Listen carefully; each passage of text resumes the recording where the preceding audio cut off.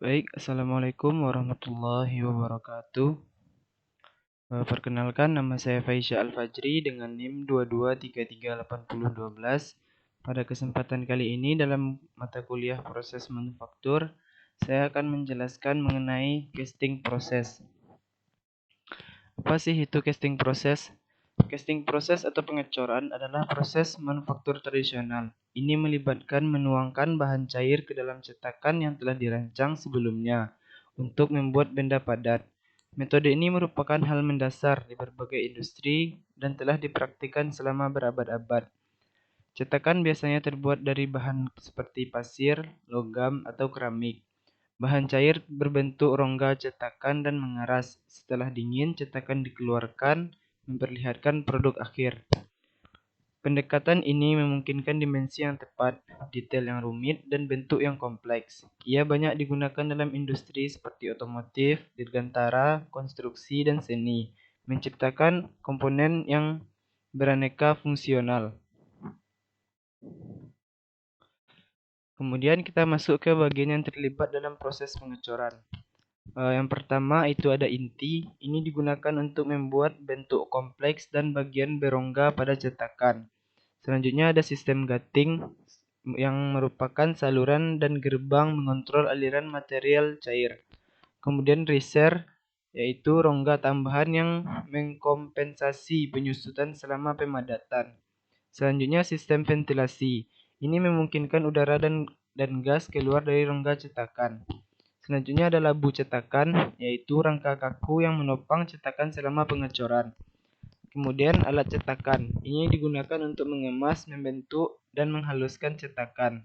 Selanjutnya ada peralatan penuangan, yaitu memindahkan bahan cair ke dalam cetakan. Selanjutnya ada elemen pendingin dan pemanas, yang berfungsi untuk mengontrol pemadatan. Selanjutnya kita masuk ke klasifikasi pengecoran berdasarkan cetakan. Di antaranya yaitu cetakan yang bisa dibuang, cetakan gravitasi, cetakan lumpur, cetakan tekanan rendah, cetakan vakum, cetakan permanen, dan terakhir cetakan komposit. Kita masuk ke poin yang pertama yaitu pengecoran yang dapat dibuang. Ini merupakan proses pengecoran di mana cetakan tidak dapat digunakan kembali atau disebut sebagai cetakan pengecoran expandable. Untuk produksi komponen logam bervolume rendah atau tunggal, metode pengecoran cetakan sekali pakai menggunakan cetakan yang dapat digunakan kembali. Ada 4 jenis utama teknik pengecoran cetakan yang dapat diperluas, yaitu gravitasi, lumpur, tekanan rendah, dan vakum. Selanjutnya yaitu cetakan gravitasi. Ini merupakan salah satu metode paling awal yang diketahui dalam pembuatan logam dan paduan logam, yaitu pengecoran gravitasi. Ini memerlukan penggunaan apapun selain gravitasi untuk menyendok logam cair ke dalam cetakan dari wadah. Seperti ini bentukan alatannya dari cetakan gravitasi. Selanjutnya ada pengecoran lumpur.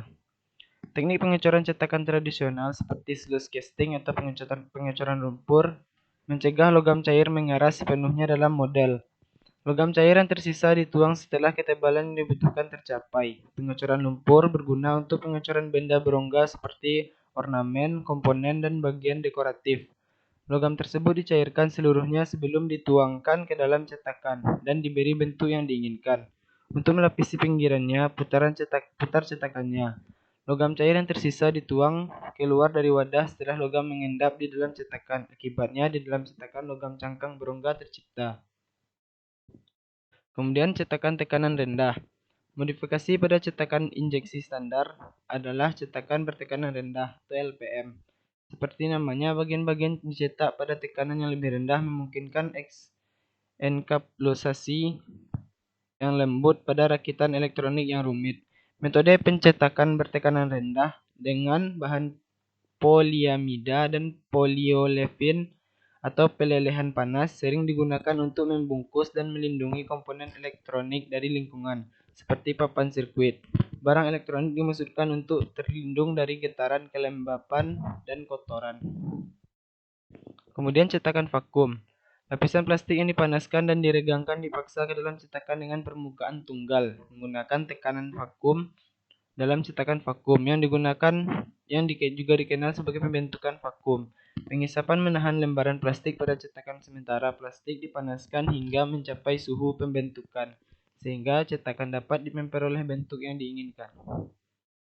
Dan seperti inilah kira-kira proses dari bentuk cetakan vakum. Selanjutnya cetakan permanen. Dalam pengecoran cetakan permanen, logam cair dituangkan ke dalam cetakan dan diamankan dengan klem selagi mendingin dan mengeras, menjadi bentuk komponen yang diinginkan, mirip dengan die casting. Pengecoran cetakan permanen menggunakan cetakan logam yang dapat digunakan kembali ribuan kali dan biasanya terbuat dari besi cor atau baja. Pengecoran cetakan permanen sering disebut sebagai pengecoran gravitasi karena logam cair dituangkan ke dalam cetakan daripada disuntikkan secara paksa. Namun cetakan yang digunakan dalam pengecoran gravitasi bersifat sekali pakai dan akan hancur setelah setiap literasi. Cetakan komposit. Pengecoran pada cetakan komposit melibatkan cetakan yang terbuat dari mesin epoksi. Ini digunakan untuk membuat pola poliuretan. Cetakan epoksi membutuhkan waktu antara 0,5 dan 40 jam untuk mengeras. Jamur akan hidup lebih lama jika dibiarkan menua pada suhu ruangan. Lapisan epoksi dapat dimasukkan ke dalam blok epoksi dan untuk pemasangan dan penguatan struktural cetakan. Sisipan baja dapat ditambahkan untuk slide yang rumit setelah cetakan epoksi dibuat. Dan epoksi mungkin perlu diberi inti dan dikerjakan dengan mesin, misalnya di tempat di mana sari atau gerbang tidak dapat dicetak. Kemudian kita masuk ke langkah-langkah yang terlibat dalam casting.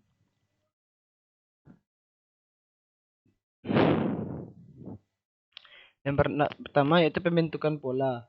Ada berbagai jenis pola seperti pola padat atau satu bagian, dua bagian, pola banyak bagian, pola pelacak, pelak cocok, pola berpagar, pola kerangka, dan pola sapu.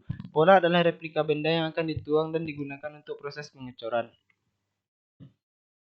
Kemudian pembentukan inti. Proses yang dikenal sebagai pembentukan inti melibatkan pembuatan bagian interior pengecoran. Ini mencegah logam mengisi seluruh ruang sementara cetakan memberikan tempat bagi logam cair. Kemudian pembuatan cetakan. Kita telah melihat berbagai jenis proses percetakan. Tergantung pada aplikasinya, cetakan yang sesuai dipilih. Kita telah melihat 3 jenis proses percetakan, cetakan yang dapat dibuang, cetakan permanen, dan pengecoran cetakan dan cetakan komposit. Kemudian proses penuangan. Bahan cair biasanya logam digunakan dalam proses pengecoran. Bahan cair ini kemudian dituangkan ke dalam rongga cetakan yang berbentuk bagian tadi. Ada gerbang dan pelari yang dirancang di inti untuk memfasilitasi aliran cairan. Gerbang dan pelari ini penting karena logam cair harus mengalir dengan sangat cepat atau logam cair akan mengeras sebelum memenuhi seluruh rongga. Kemudian proses solidifikasi. Setelah logam cair mengisi rongga sepenuhnya, proses pemadatan logam cair dimulai. Hal ini dilakukan dengan sirkulasi paksa untuk menghilangkan energi panas atau dengan mengekstraksi panas dari cetakan atau dengan konveksi alami. Kemudian apa sih keuntungan dari proses casting atau pengecoran ini?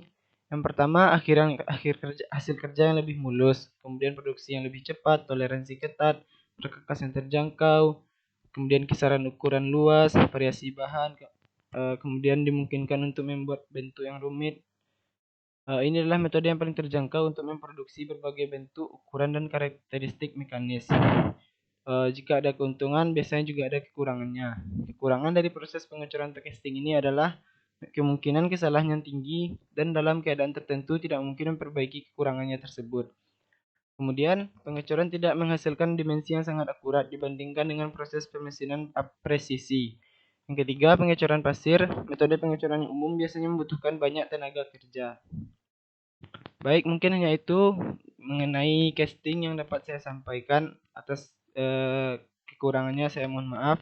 Saya tutup. Assalamualaikum warahmatullahi wabarakatuh.